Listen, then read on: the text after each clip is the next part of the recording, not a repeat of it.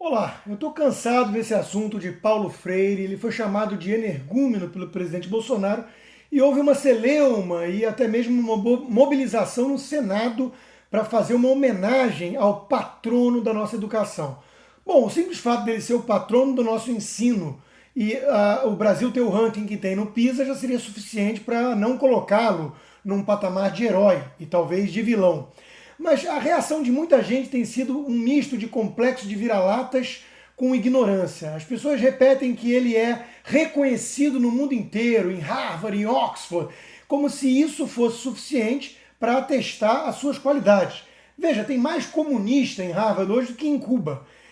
Muitos acadêmicos, porcaria, são enaltecidos por essa turma. Isso não é sinônimo de mérito, de capacidade. E esses que repetem o reconhecimento internacional como se fosse prova definitiva de quão sábio era o Paulo Freire, ignorando vários outros terríveis pensadores que são enaltecidos e reverenciados até mesmo em citações nessas universidades, né? Eles nunca leram Paulo Freire. E aí vem a acusação que fazem. Vocês nunca leram Paulo Freire. Vocês atacam Paulo Freire sem saber nada sobre ele ou o seu método. Bom, vamos lá. É para rebater isso que eu estou aqui hoje, com alguns livros de Paulo Freire e um livro sobre Paulo Freire. Porque, veja, como dizia Sun Tzu, conheça seu inimigo. Eu acho que muitos liberais e conservadores estudam a fundo os pensadores, entre aspas, em muitos casos, de esquerda.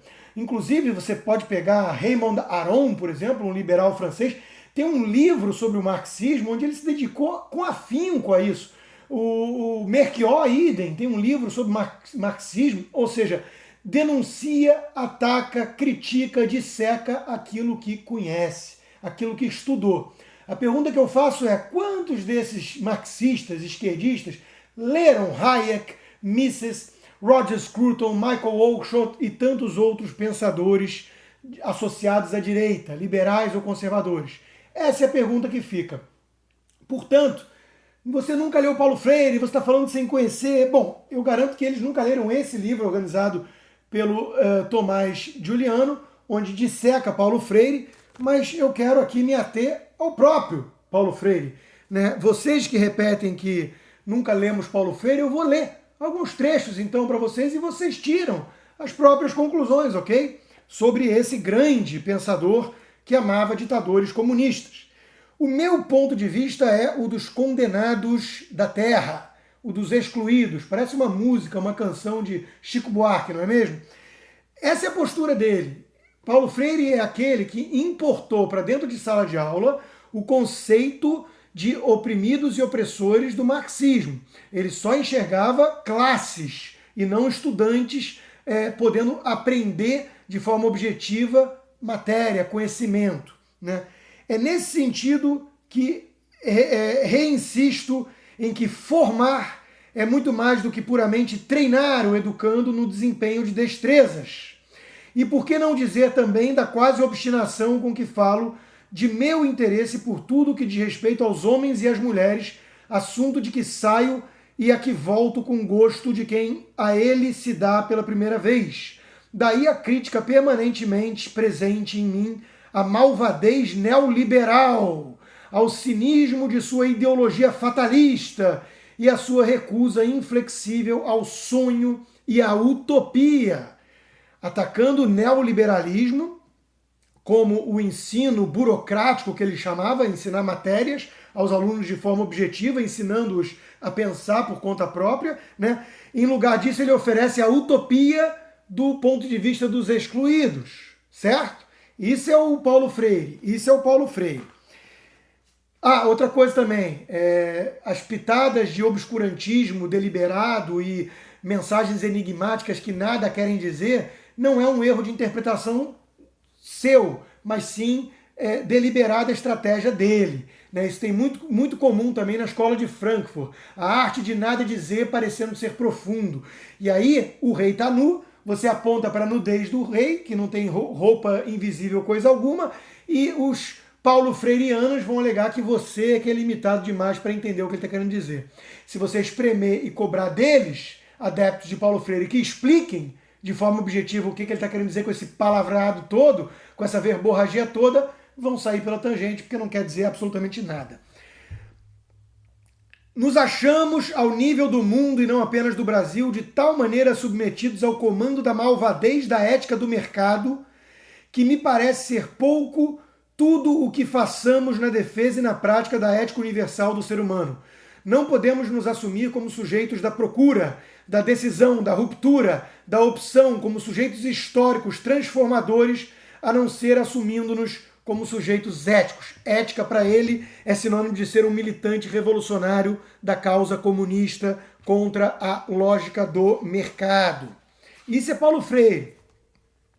Aliás, ele é adorado não pelo seu método de pedagogia, que não é adotado em lugar nenhum do mundo. Ele é adorado porque era um comunista, assim como o Oscar Niemeyer. Ele não era adorado por ser um grande arquiteto, ele era adorado por ser um arquiteto comunista famoso no mundo todo, que defendia Stalin. Humanista que defendia Stalin, vejam só. Se na experiência da minha formação, que deve ser permanente, começo por aceitar que o formador é o sujeito em relação a quem me considero o objeto, que ele é o sujeito que me forma e eu, o objeto por ele formado, me considero como um paciente que recebe os conhecimentos, conteúdos, acumulados pelo sujeito que sabe e que são a mim transferidos. Nesta forma de compreender e de viver o processo formador, eu, objeto agora, terei a possibilidade amanhã de me tornar o falso sujeito da formação do futuro objeto de meu ato formador. Pausa. Pausa para respirar. Não é uma limitação sua de interpretação achar que ele não está dizendo nada com isso tudo. É porque ele realmente não está dizendo nada. É preciso que, pelo contrário, desde os começos do processo, vá ficando cada vez mais claro que, embora diferentes entre si, quem forma se forma e reforma ao formar, e quem é formado forma-se e forma ao ser formado.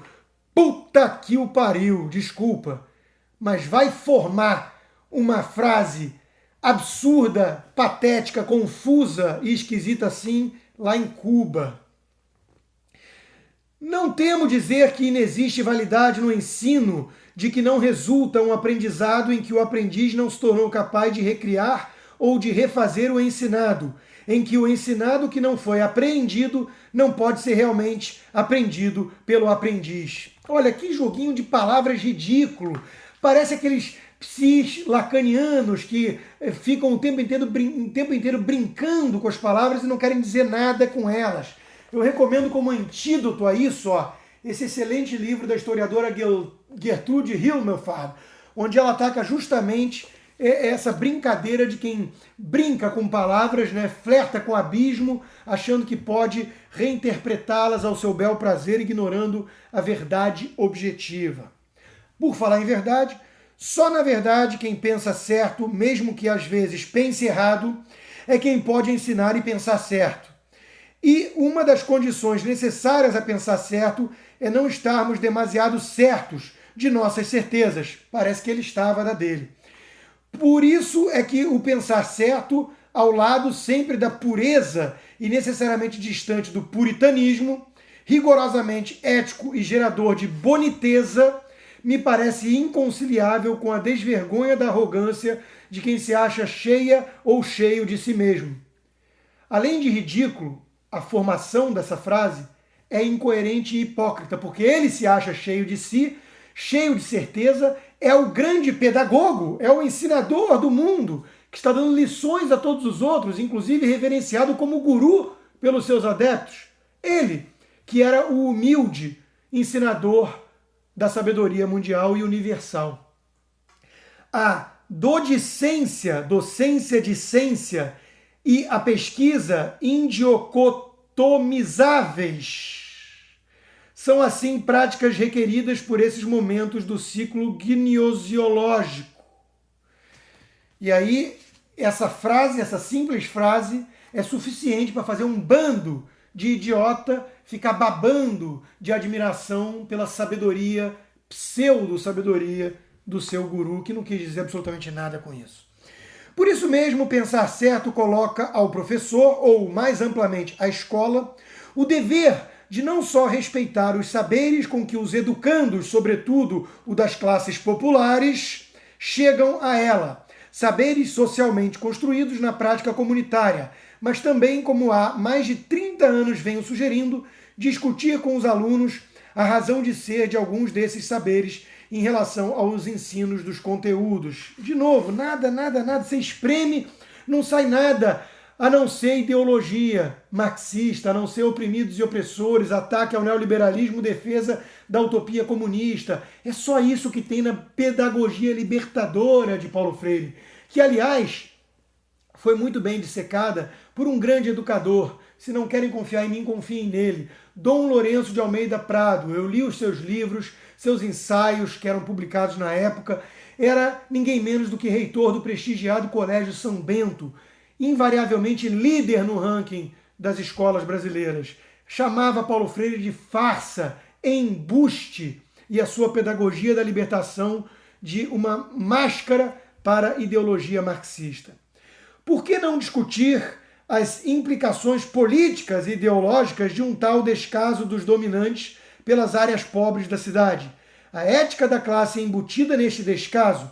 Por que, dirá um educador reacionariamente pragmático? A escola não tem nada a ver com isso. A escola não é partido. Ela tem que ensinar os conteúdos, transferi-lo aos alunos. Aprendidos, esses operam a si mesmos. E ele achava isso um absurdo, porque para ele a escola tem que ter partido, e tem que tomar o partido da esquerda radical, tem que criar militantes revolucionários, incutir o senso de reformador do mundo nos alunos. Era essa a intenção da sua pedagogia. Veja que eu estou lendo apenas a esmo aqui, aleatoriamente, as minhas marcações desse livro. E estamos no começo, e é um livro pequeno. Tem outros dois aqui, tá? Maiores. Aliás, tudo assim, né? Pedagogia da solidariedade, pedagogia da esperança, pedagogia da anatomia, tem o mais famoso, pedagogia do oprimido, e por aí vai. Se respeita a natureza do ser humano, o ensino dos conteúdos não pode dar-se alheio à formação moral do educando. Educar é substantivamente formar, formar eticamente, formar caráter. Na concepção paulo-freiriana, formar um militante revolucionário de extrema esquerda. Alguém que vai mudar o mundo perante sua ótica de tomar o partido dos desvalidos, das minorias, dos oprimidos, contra o sistema injusto e opressor que é o sistema capitalista neoliberal. É isso que Paulo Freire defende, é por isso que ele é reverenciado, é por isso que ele é homenageado por um Senado quase hegemonicamente de esquerda. Não venham falar mais que nós nunca lemos Paulo Freire, que nós não conhecemos Paulo Freire, porque isso é projeção. Vocês estão nos tomando por aquilo que vocês são. Vocês não estudam pensadores algum de direita, liberais, conservadores, e acham que todo mundo é que nem vocês. Nós estudamos a turma de esquerda, e é por isso que nós não somos de esquerda. Está errada a educação que não reconhece na justa raiva, na raiva que protesta contra as injustiças, contra a deslealdade, contra o desamor, contra a exploração e a violência, um papel altamente formador. Paulo Freire quer incutir no aluno, por meio do professor, pedagogo, militante, a raiva, o ódio, o ressentimento, o rancor. É a ideologia da inveja, que é a própria definição de socialismo. Incutir em uns o rancor e o ressentimento a outros, que têm mais. São, afinal de contas, oprimidos e opressores num jogo de soma zero. Se Pedro é rico, é porque João é pobre. E João tem que combater essa injustiça tomando de Pedro. É o que pregam os socialistas. É o que pregava Paulo Freire. Por isso, reverenciado pela esquerda. Estava sendo, então, um adolescente inseguro, vendo-me como um corpo anguloso e feio, percebendo-me menos capaz do que os outros, fortemente incerto de minhas possibilidades. Era muito mais mal-humorado que apaziguado com a vida, facilmente me eriçava. Qualquer consideração feita por um colega rico da classe já me parecia o chamamento à atenção de minhas fragilidades, de minha insegurança. Confissão de Paulo Freire daquilo que deu origem à sua mentalidade esquerdista. Assim como nas Confissões de Jean-Jacques Rousseau, existe a mesma raiva, o mesmo ódio, o mesmo rancor e ressentimento de quem pode mais, de quem tem mais, de quem é melhor. A origem de todo o pensamento radical de esquerda, igualitário em nome da justiça, mascarado por altruísmo, é isso aqui, ó. Essa confissão de que você é um loser, um perdedor, inseguro, que canaliza sua insegurança, sua raiva e seu ódio contra aquele que pode mais, que tem mais, que é melhor. E você cria toda uma narrativa ideológica para ocultar essa raiva e transformá-la em virtude, como se você fosse um grande defensor dos pobres e oprimidos, quando na verdade você é apenas alguém que odeia os ricos e bem-sucedidos. Isso, meus caros, é Paulo Freire. E nunca mais repitam que a gente não conhece ou nunca leu Paulo Freire, porque quem nunca leu Paulo Freire são vocês, esquerdistas, que acham que basta ele ser reconhecido em Harvard para encerrar a discussão.